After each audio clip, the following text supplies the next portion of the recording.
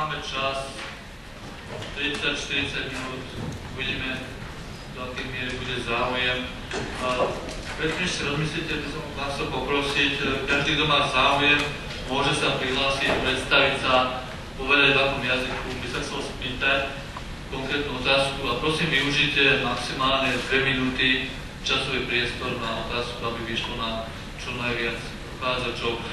Kto sa prihlási, tak mikrofón poputuje k nemu v rukách našej slečny, jednej alebo druhej. Nech sa páči, využite možnosť.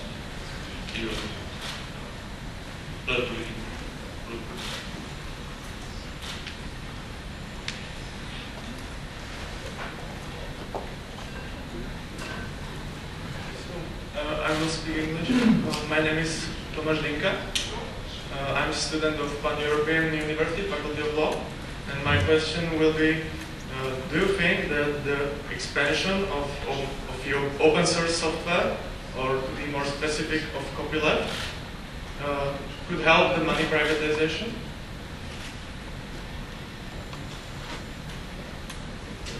I am not a software expert myself. I can only say that in the case of Bitcoin, the open source nature of the program by which the supply of Bitcoins is regulated plays an essential role in that regulation. Essentially, because it's open source, all counterfeiting attempts are immediately visible and therefore must fail. And so, in that particular case, open source software is essential. But it's conceivable that one could design alternative cyber currencies that would work well without relying on open source software. It's conceivable as far as I know. Thank you.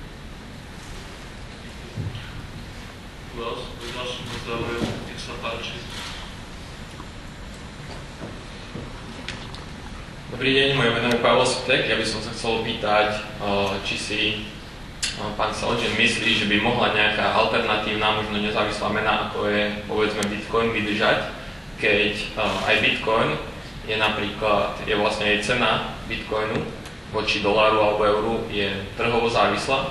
To sme videli v posledných pár mesiacoch, že cena Bitcoinu išla neuveriteľne hore. A povedzme, keď by som mal väčší obnos kapitálu, napríklad, ja neviem, 100 miliónov dolárov, tak dokážem určitým nakupovaním, teda vytváraním určitej bubliny a potom predajom masívnym tú menu položiť, teda dôveru v tú menu, keďže každá mena je založená iba na dôvere. Či si teda myslí, že majú nejaké alternatívne meny šance z tohto dôvodu? Ďakujem.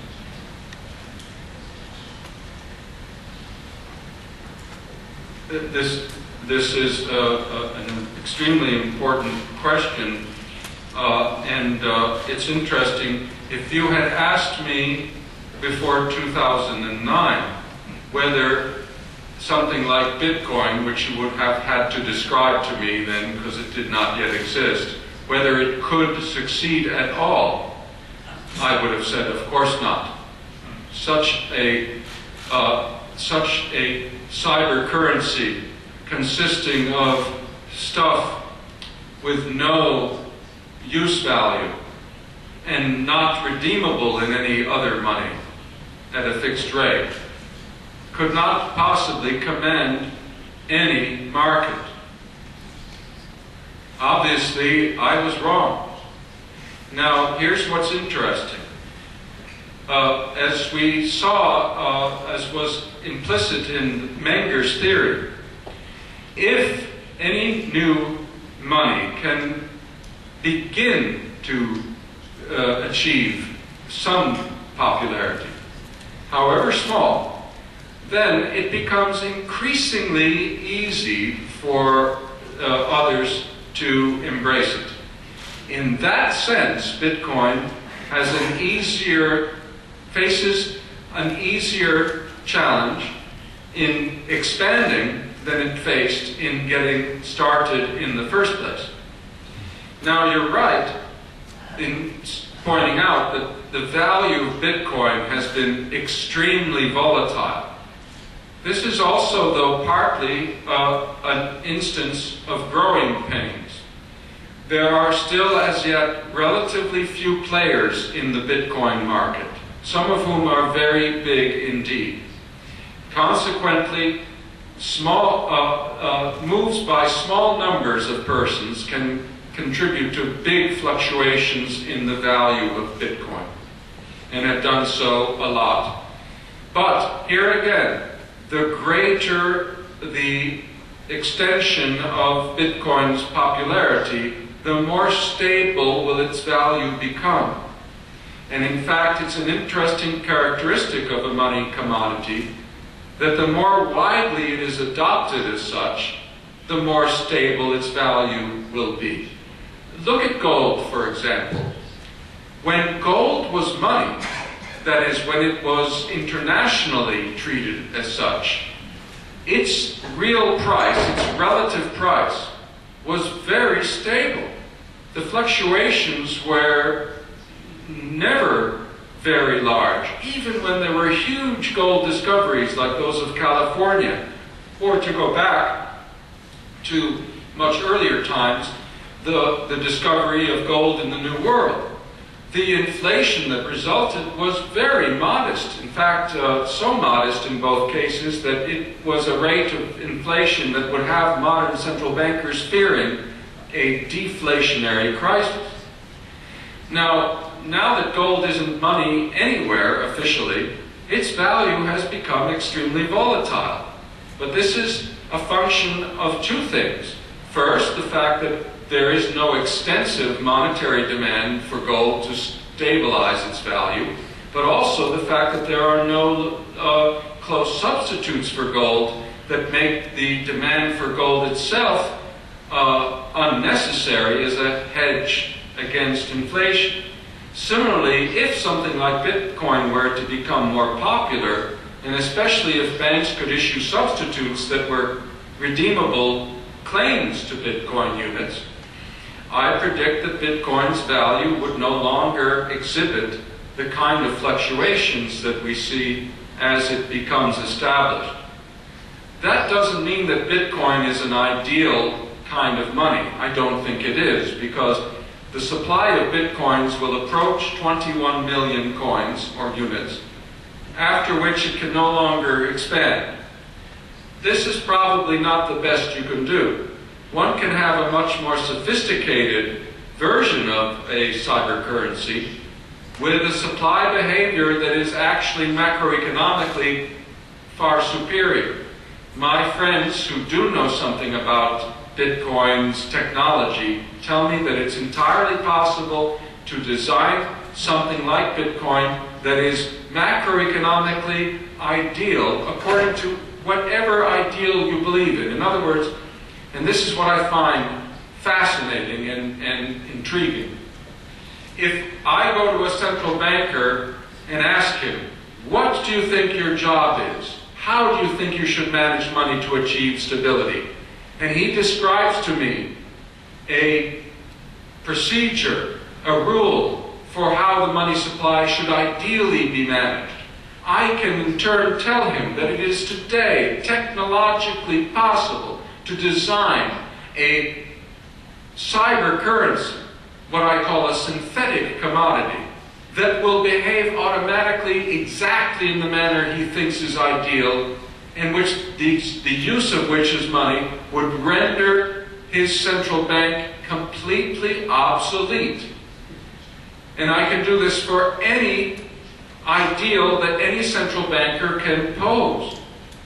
That's an important intellectual challenge to central banks. In the past, all we could say was gold, even though it's imperfect, is perhaps less imperfect than mismanaged fiat money. And that's, I think, true. But the proponents of central banking could say in turn, well, we've been practicing. If you just let us practice a little more, we can provide you something better than gold, because gold is flawed. Gold gets discovered. Gold is subject to some speculative demands, and so forth. But with these potential synthetic monies, we can design them so that they always behave in the best possible way.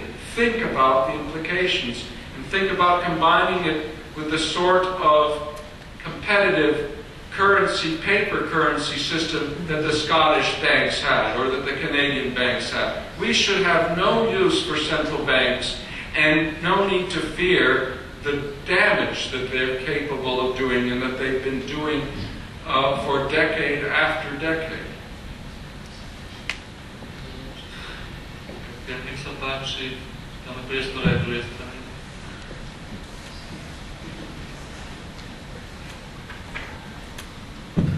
Dobrý deň, Peter Puška je meno. Ja by som sa chcel spýtať, že čo teda, aká je možnosť, keďže si uvedomujeme, že tá praxná rezerva sa neustále znižuje, respektíve znižila sa na plus minus 10%, že aké je východisko z tohto, aby tie peniaze nestrácali úplne hodnotu. A ďalšia otázka je, že dneska už existujú rôzne formy peňazí, už elektronických alebo platobných systémov, ale sa nevyužívajú. A práve to je možno o tom, že ako donútiť centrálne banky zbaviť sa monopolu na tlačenie peňazí.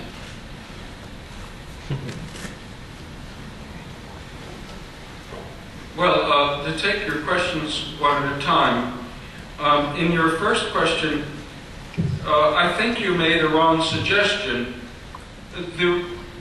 It isn't declining reserve ratios that cause inflation. The Scottish banks in 1830, as I mentioned, had very low reserve ratios. 1% was quite common. But that didn't mean that there was more inflation in Scotland than in England, where reserve ratios tended to be much higher. It simply meant that Scottish money was backed by a larger portion of productive assets and with less gold. The gold that was no longer needed left the country or was used to fill teeth and that sort of thing. But the Scottish rate of inflation did not go up. In practice, throughout history, inflation isn't caused by declining reserve ratios. It's caused by an increase in the actual quantity of reserves available. The rate of inflation will tend to be similar to the rate of growth of the supply of reserves. Now, as long as we had precious metal standards, there was a very limited extent to which the supply of reserves could grow in any country. And so if the reserve ratio was 1% and the reserve supply grew 1%, the rate of inflation was about 1%. If reserves were 50% and the growth rate of the reserve supply was 1%, the rate of inflation would be 1% or thereabouts. What changed was the creation of central banks and the use of their paper money, or IOUs, as reserves by other banks. Now the rate of growth of the reserve supply is whatever the central bank chooses, at least in the short run. And the central bank is capable in the short run of making the supply of reserves grow 10, 20, 100, even at a much faster rate. Let's say the supply of reserves grows at 100% a year. It doubles every year. Then with a 1% reserve ratio, the inflation rate will tend to be about 100% a year. With a 50% reserve ratio, the inflation rate will be about 100% a year. So the problem isn't fractional reserves. The problem is, do you have a supply of actual reserve money that is well behaved, well controlled, limited? If you have a central bank, the answer often is no. And that's why we either have to hope for a restoration of commodity reserve money like gold or silver, or consider the possibilities that Bitcoin makes us aware of synthetic reserve money that can be designed so that it behaves even better than any actual commodity would money would do. Oh, now the other question was about getting governments to change. I don't believe that governments are in the business of changing unless they have to. I don't have much to say to governments for that reason. In Austrian economics, we talk about stages of the production process. You have the very first stages. For example, suppose you want to build a car. Well, you start mining some coal, and then you start making some tools, and then you start mining some mineral, or you start mining some mineral. You make some tools, and slowly you have the capital you need to actually make some cars. In the case of reform, the first stage has to be education. We can't have governments reforming central banks so long as the vast majority of people, including economists, think that you cannot have a well-behaved monetary system unless it's managed by a central bank. We have to change people's understanding, which means we have to make them more informed of the historical facts and of the theory that corresponds with those facts, instead of corresponding to the conventional beliefs about central banks. And I can tell you, it's shocking. When I speak to other economists, including some well-known monetary economists, their ignorance of monetary history is profound, and their grasp of monetary theory is correspondingly shallow. Let me give you a comparison. In economics today, when we teach students trade, and this has long been true, the theory of trade, how do we start? We talk about free trade. Now, does any country have pure free trade? I don't think so. Nevertheless, we teach them the theory of free trade, and if they're good students, they see that free trade is often optimal. But at least they understand, using this theory, the real implications of tariffs and other such interference with trade. They understand what tariffs do because they understand, they've been taught, what things will be like if you don't have tariffs. In the teaching of monetary economics, what do? We tell students, suppose that they should start with the understanding that there's a central bank that's going to manage money in the interest of promoting welfare. There is no theory of monetary freedom, of free trade in money. There is no understanding taught today of how privatized monetary systems work. So, there is correspondingly no true understanding of what government intervention does in money. You can't understand what governments do to money unless you have a theory of free trade in money to start with, any more than you could explain to someone the consequences of a protective tariff without a theory of free trade. You can't do it. So, in few words, and to help, maybe the translator's fallen behind, I don't know. Most economists today who talk about what central banks do and how their presence influences the behavior of the economy don't know what they're talking about, because they have no theory of what the economy will do if it doesn't have central banks, if it doesn't have a monopolized system.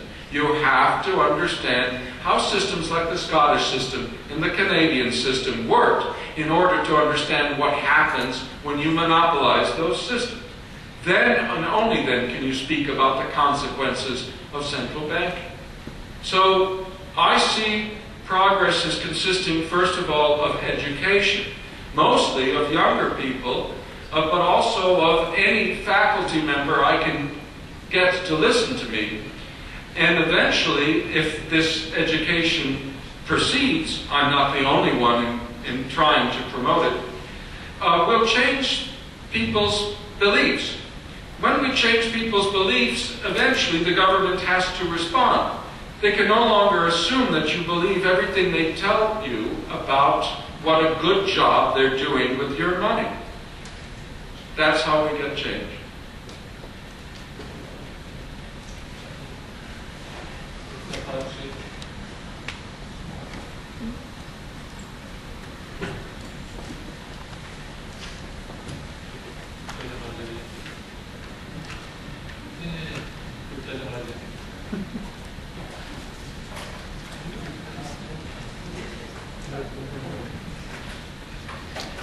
My name is Peter Schroeder. I run the economicsofbitcoin.com blog, and I have two questions.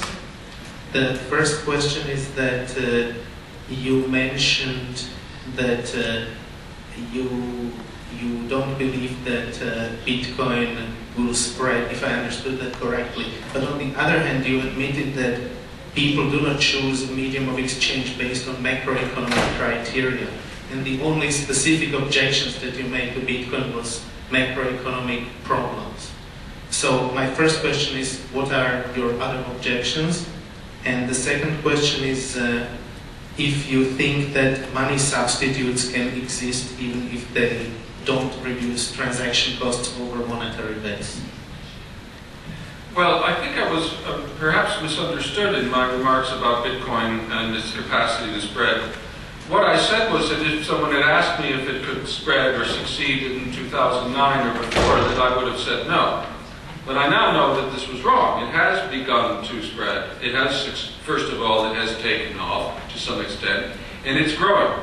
And I said that the more it grows, the easier it is for it to grow further. I don't think I made any prediction about its ultimate success, because I really don't have one. I did criticize Bitcoin as being perhaps not the best we could do macroeconomically speaking. I believe that we could design cyber currencies that share its advantages but perhaps offer better prospects for long-run macroeconomic stability. At least I'm told that this is that it is possible to design all sorts of supply characteristics into such a currency. And that's about as far as I want to go making predictions, because if I could go further, I would put some money on it, and I would be busy calling my broker instead of talking to you. I'm perhaps worse at that sort of thing than you are, so I should be thanking you for not calling your brokers and listening to me instead. The other, Peter, remind me again, what was the second question? If you think that money substitutes can exist, yes. even if they don't reduce transaction. Yes, I think they can. There are two things that drive the demand for substitutes. Let's be clear what we mean by money substitutes. We're referring to substitutes for basic or reserve money, which could be cyber money, hypothetically, or it could be gold, or it could be the notes of a central bank. Now, one thing that can drive the demand for substitutes is they're being more convenient. You'll remember I said that in the case of some of the earliest banks, convenience was a big factor because coins were of such bad quality in many of the economies in question that being able to use a bank's promises to make a payment spared one the trouble of weighing and otherwise assessing the quality of actual coins. The bank took that trouble for you. And so its substitutes saved you much inconvenience. But of course, there's another potential advantage. To the extent that banks can invest the funds from deposits made to them of basic money, they can earn interest. In the case of the Scottish banks, as we've seen, even very relatively early in the history of banking, 99% roughly of the assets were interest earning. Now, for certain kinds of substitutes, mainly deposits, this interest can be shared and tends to be shared with depositors. So that's a gain from money substitutes that's quite apart from simple convenience. In fact, you get both, which is what you want. Now, that gain was not possible with circulating banknotes for various reasons, not worth going into in detail, but basically having to do with the impossibility of identifying and locating the owners of currency that passes anonymously from hand to hand. A bank can't share its interest earnings with holders of paper money, so they don't get any. At least that's the tradition. They still can get convenience. The Scottish and Canadian people preferred the notes of their banks to actual coins because they were simply easier to carry. They wouldn't make holes in your pockets, for example. But there are other ways that even circulating money can pay a kind of interest return. It has to be what I call stochastic interest, random interest. And this is perfectly easy to imagine this. Every week, you know how notes, currency, paper currency has serial numbers on it. Imagine that you have some of these notes from a competing private bank. Every week in the newspaper, the bank has drawn a number randomly, and the lucky holder of the note with that number wins a lottery prize, consisting of the interest that would have been shared among all the holders of the currency if only they could be traced. So now everyone has a chance of getting interest, and that chance may be sufficient to encourage them further to hold the substitute currency. This is especially important. For example, today, there's no convenience advantage to a Scottish banknote compared to a Bank of England note, even though, if you go to Scotland, you see most people are using Scottish banknotes still, not British currency, which is legal in Scotland. Not English currency, I should say. But in other situations, it may be difficult for a new private issuer of currency that it newly introduces to get people to hold its paper money instead of the official paper money, which has the same convenience. But a lottery would do it. If you watch people playing other lotteries, you can bet that lots of them will pay any lottery. And this lottery has a unique advantage. You don't have to pay to play. You just hold this money instead of the other money you might hold. You have to have money. The difference is that with the private money, you might win the lottery, whereas if you have the government stuff, you might not, unless the government copied the private system. Interesting, I think. So there you go.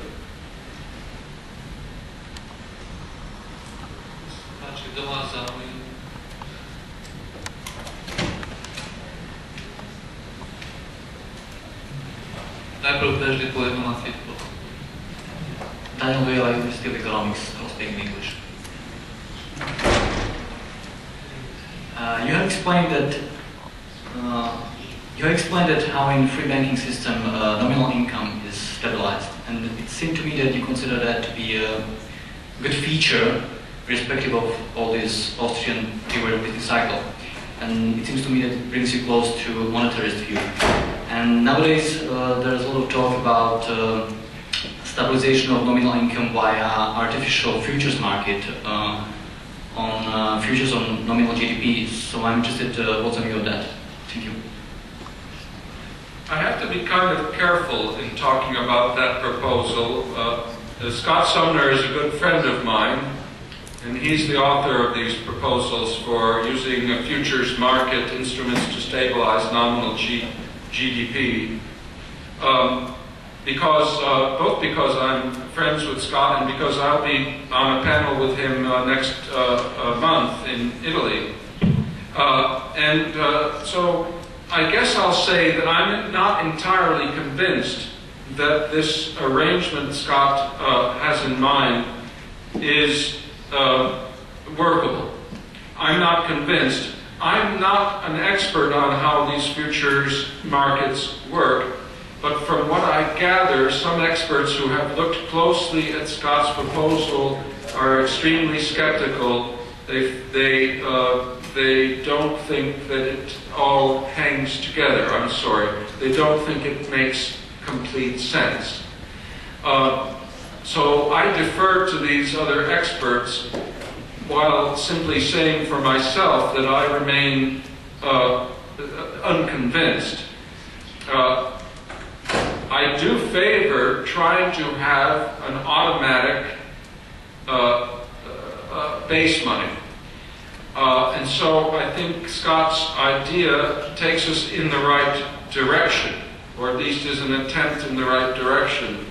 But we had better be careful before we try something like this that may turn out not to work, lest we should give the idea of automatically managed basic money a bad name.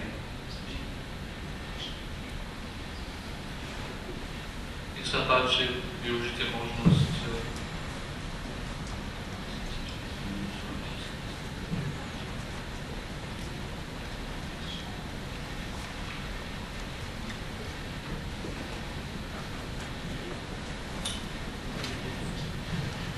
Dobrý večer, ja budem hovoriť po slovensky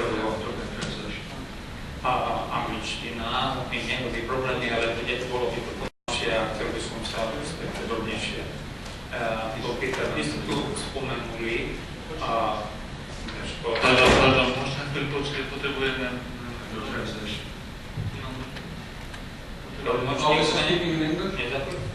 ale môžete v angličtine? Yes, I know. Yes, I can hear you now. So, I can in English too, but I'm not an expert. I think that they're back. That's okay with my Slovak? Chcem sa dopýtať v súvislosti s tým, že ste spomínali toľkokrát toto Škótsko, vzťahy s Anglickom a tak ďalej. Takže ja proste som prekvapený, zrejme ako aj väčšina tu na prítomní, že práve prečo toto sa stalo, potom aj Kanada sa k tomu pripojilo, tak táto moja zvedavosť ide až tak ďalej, že sa vás opýtam, že tí Škóti boli ako si workoholici zrejme, pretože podporili svoj bankový systém, ktorý ste spomenuli, tou väčšou usilovnosťou práce, láskou práci, ktorej akože vieme, vynikali Nemci aj dodnes vynikajú, čo nakoniec bolo príčinou aj prvej, druhej svetovej vojny a vďaka jednému pánovi, ktorého tu nechcem spomínať, lebo je známy ako veľký demokrat a nakoniec ten, ktorý pohnal Hitlera do Luciferovi. Tak teraz povedzte mi naozaj, je to tak, že tí Škoti dokázali to, čo istým spôsobom ruský básnik Alexander Puškin, keď hovoril o tom Oneginovi a spomenul Adama Smitha, ktorého by ste tiež spomenul, že ten Onegin mal nejaké také začiatočné vedomosti, alebo aj nejaké hlboké, pretože tam hovorí, že on byl hluboký ekonom, то есть он мог судить о том, как государство богатеет, как живет и почему не нужно золото ему, когда простой продукт имеет. Aby som povedal po slovensky, takže ten Puškin hovoril o Adamovi Smithovi, že Onegin bol nadšený s ním, lebo vedel o jeho učení, ktoré hovoril o tom, že ten štát vlastne ani nemusí mať to zlato, keď má produkt. Hej? A toto zrejme bolo, podľa teda vás, aj v tom Škótsku. Ďakujem. Dokázali to. Poprosím, aby ste položili otázku vymyslené ďalšie. Tak či správne ja uvažujem, že pozadie tohoto faktu, ktorý tu bol podávaný, je práve v tom, že Škoti boli, sú a možno aj ostanú workoholikmi. Ďakujem. Well, actually, thank you for your question. I did gather the question early on, and so it was very clear. It is true that the two most fascinating and successful examples I know of competitive currency systems in the past were both the creations of Scottish people, because not only was the Scottish system, of course, such a creation, but it was the Scottish settlers in Canada, the so-called Scotch. They're Scots in Scotland, but they're Scotch in Canada, who were primarily responsible for bringing Scottish practices to that country. So it's very tempting to think that, well, you can have a good privatized currency system, but you need Scottish people to run it. The facts suggest that there's something to that. However, I must point out there are other examples of competitive currency systems that have worked well, not as famous, not as well known, but which worked reasonably well without any Scotsman, so far as I know, having had much to do with them. This was true in Ireland for some time, and the Irish people, of course, will quickly tell you that whatever may be true of them, they're not Scottish. And there was Actually, even as far away as China, there were some towns that had very unregulated banking systems that had remarkable success, though they're not as well studied. I've written about some of those myself. I could mention some other examples, but I think more important than that is the fact that we know which procedures what lent themselves to the good performance of the Scottish system, and these procedures can certainly be replicated any place, and they are procedures consistent with vigorous competition.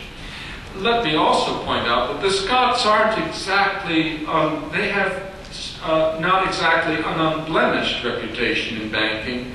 You all know that the Scotch system today, the Scottish system, is far from being the model of perfection that it once was, and I believe it's the absence of competition and the presence of government regulation and implicit guarantees especially that have corrupted even the Scottish when it comes to banks. Second, back in the heyday of Scottish banking, or just before the key period of its success, there was one spectacular Scottish bank failure. The Air Bank of Scotland, actually it has a longer official name, but its nickname was the Air Bank, was a bank set up in about 1771 by a bunch of Scotsmen who decided that they didn't want to just start another Scottish bank. They wanted it to be the biggest Scottish bank, and right away. So, to become the biggest Scottish bank right away, what do? Why, you lend very generously, which is a good way of becoming big. Before a year was over, the Air Bank had more assets than any other Scottish bank. That was the good news. It also had more liabilities. And, just as theory predicts, its liabilities were being returned to it by rival banks when they had no corresponding liabilities to pay to it. In short, the Air Bank became the biggest bank in Scotland briefly, but it did so at the expense of losing reserves hand over fist. It was hemorrhaging reserves. It was bleeding reserves. To try and avoid failure, it borrowed in London at high rates. Well, as you can imagine, this only prevented the inevitable for a few months. Then the bank failed spectacularly. Some other Scottish banks were forced to fail as well, but that was the last major banking crisis in Scotland for over 100 years. By the way, Adam Smith was a shareholder in the Air Bank. And since there was unlimited liability, he lost quite a lot of money. Yet, even despite this experience, Smith only favored two relatively minor kinds of regulation of banks. One was he would not allow banks to issue very small denomination notes. He favored the restrictions that in fact already existed in Scotland on very small notes under £1. And the other was he favored the prohibition of so-called optional clause notes, which allowed a bank to suspend payment in the event of a crisis, temporarily. I actually think Smith was wrong on both of those exceptions to monetary laissez-faire.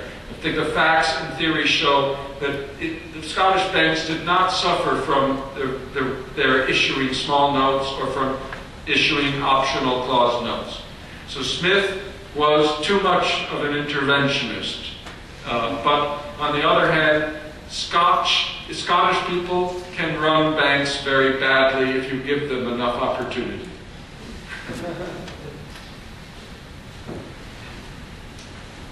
Priestor, no, ešte pre posledné dve otázky vidím vzadu ruku, nech sa páči.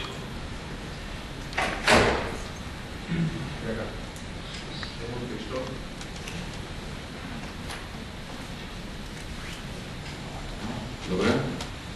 Zdravím, menu Krištof. Opýtam sa v slovenčine. Premýšľam nad tým, čo bolo povedané o škótskych bankéroch. Veľmi mi to sedí, že to bol systém úspešný aj z pohľadu, povedzme, Mengera, ktorý, tak ako ostatní Rakúšania, uprednostňoval ten prirodzený výsledok konkurencie na v akýchkoľvek oblastiach, nielen ekonomických. Neviem si ale predstaviť, záver prednášky priniesol myšlienku na menu, ktorá bola prednášajúcim nazvaná ako synthetic commodity, umelá komodita. Jednak sa chcem opýtať, prečo vytvárať, ak máme ľudskou spoločnosťou akceptovaný a konkurenčne vyhodnotený ako najlepší systém platidlo kryté zlatom, prírodzenou komoditou. Prečo vytvárať syntetickú komoditu, typu Bitcoin a podobne? Čiste v porovnaní systémovom porovnaní, čím by bola lepšia taká syntetická komodita, ako by mal byť aj Bitcoin proti štandardnej mene krytej zlatom, to je prvá vec. A druhá vec, napadá mi ešte, že keď sme hovorili v súvislosti s tou syntetickou komoditou, bola spomenutá ako nejaké univerzálne snad platidlo, ideálne fungujúce alebo nahrádzajúce systém centrálnych bank. Moja otázka ale je, keď centrálne banky tu nie sú, lebo oni tlačia národné meny a my vidíme, čo sa deje, keď národné meny neexistujú v Európskej únii. Stratí sa competition, stratí sa tlak, stratí sa možnosť porovnávať a reagovať. Tak tá Európska únia, alebo teda eurozóna upadá jednou menou. Ako by taká jedna mena zapadla do konceptu tej ľudskej prirodzenosti, o ktorej hovorili Rakúšania, že chceme ísť dopredu, neprijímame vždy tie najlepšie rozhodnutia, reagujeme možno aj pod vplyvom nejakých takých povrchných skúseností. Prípada mi byť tá svetová mena nejaká bez centrálnych bank trošku odtrhnutá od tej našej skúsenosti. Tí Škóti hovoria, že aj keď nie sú centrálne banky, však stačia 4 komerčné, ale už to sú vlastne svojím spôsobom. Každá má vlastnú menu. A jedna mena by to zrušila tú konkurenciu.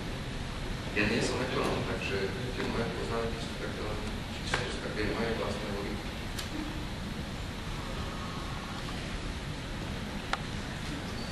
Right. Well, first of all, just as a matter of history of thought, Menger was not an advocate of completely privatized money. Sad to say. Menger actually had very conventional views for the time about the role of government in money. He believed, for example, that governments should monopolize coinage because you wouldn't have good coins otherwise. In this, I believe he was quite mistaken. But that's just a footnote. The main point to raise is one that requires answers on several levels. First of all, there's an important difference between competition in the supply of what Peter called and what Mises called money substitutes and competition in the supply of basic money, both of which I believe are desirable. But when we speak of the supply of bank money, the reason why competition is desirable is precisely so that no bank finds its money used or treated as reserves. Because when that happens, when one bank's money is treated as if it was a reserve asset, then that bank can drive an inflationary process or cause a crisis, or both. Now, you spoke about what would happen if we had only one money. But there again, let's be careful and distinguish what we mean by one money. Under the gold standard of the 19th century, for Scotland, there was only one money, gold. But that didn't mean that there weren't many banks issuing substitutes for gold, nor did it have to mean that gold was itself supplied monopolistically. One money simply meant one standard. In the same way, we could have a world with one standard money today that could be cyber money. But that wouldn't mean that we have a monopoly. Bitcoin is not a monopoly. Bitcoin is a synthetic commodity which some clever entrepreneurs and computer programmers have, as it were, buried underground. It's out there. To get it, you mine it. I know, you don't really mine it. You solve a math problem.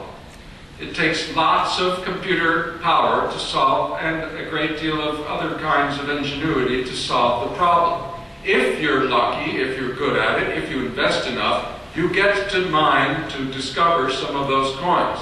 But other people will mine them as well. It's competition. So these are not, this is a standard, a single standard, but it is not something that is monopolized by anyone. Moreover, if someone wants to introduce a different kind of cyber currency, they're perfectly free to do that as well. So I certainly am not an advocate of a world monopoly of money. But no, neither were people who believed, for example, in the international gold standard advocating a monopoly of any kind. It's very different to speak of a common standard than to speak of a monopoly of anything. The metric system isn't a monopoly. It's just a standard way of measuring things. And everybody can make a meter stick. We have all kinds of firms that make these representatives of the meter. It's open competition. Yet, everyone in Europe uses the same standard of measurement. That's fine. That's not a monopoly problem. Same with currency. We can have a single standard and still not have a monopoly problem. Posledná otázka, last question, poslednú krátku otázku.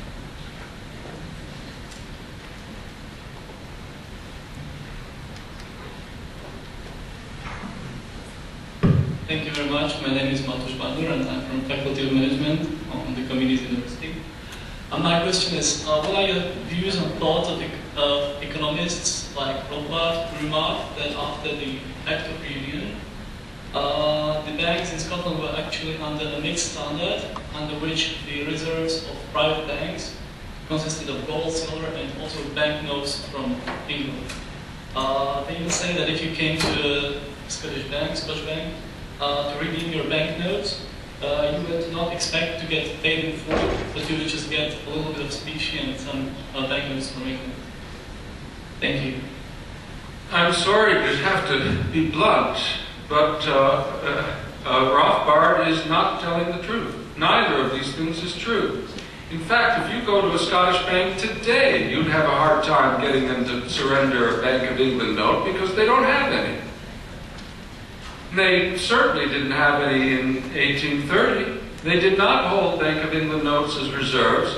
They did not normally keep deposits at the Bank of England, which was different from the practice of English banks. And most of the time, if they had any involvement with the English money market, it was because they were lending to the English money market, because there were lots of profitable lending opportunities in London that were not available in Scotland. At no time did the Bank of England make emergency loans to any Scottish bank during the free banking era. And I can assure you that you would have had to scrounge around, you would have had to look around very hard in, say, 1840 to find a Bank of England note in Scotland. Nobody used them. Nobody wanted them. They were foreign exchange. If a Scottish bank was kind enough to accept your Bank of England note, it would send it back to England. So these are two assertions that Rothbard has made and that have been repeatedly, that have been often are repeated about Scottish banking that simply aren't true. By the way, there is a lengthy rebuttal of Rothbard's claims in the newest edition of Larry White's book, Free Banking in Britain, and there's another rebuttal by White that goes into other details in a less well-known publication, the title of which escapes me, an edited collection. These rebuttals have been around since the 1990s, and I'm afraid that certain Rothbardians simply seem unwilling to read them, and so repeat the claims of Rothbard's original essay. So no, the Scottish banks were not in any way dependent in their heyday on the Bank of England. Again, sadly, this is not true today, when the Royal Bank of Scotland notoriously has become a recipient of English largesse. But of course, Scotland has not had a free banking system for many, many decades.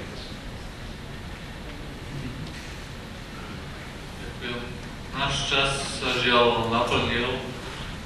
Ja by som vám chcel všetkým poďakovať za účasť. Rád by som ukončil to naše stretnutie možno odkazom Friedricha Hayeka, ktorý sa odvolával aj na Adama Smitha, keď hovoril, pozrite sa, keď Adam Smith presadzoval slobodný obchod v 18. storočí, vyzeralo to ako utopia. Preto nebojme sa dnes presadzovať slobodný trh peňazí, pretože keď Adam Smith to presadzoval v 18. storočí a bola to ako utopia, o 100 rokov sa to stalo realitou. Pevne verím, že slobodný trh peňazí, slobodné peniaze stanú realitou skôr ako 100 rokov. A verím, že takéto diskusie tomu napomôžu a urýchlia to. Takže chcem vám poďakovať za účasť, za vaše otázky a najmä chcem poďakovať nášmu vzácnemu hosťovi za jeho prednášku a za diskusiu. Thank you very much.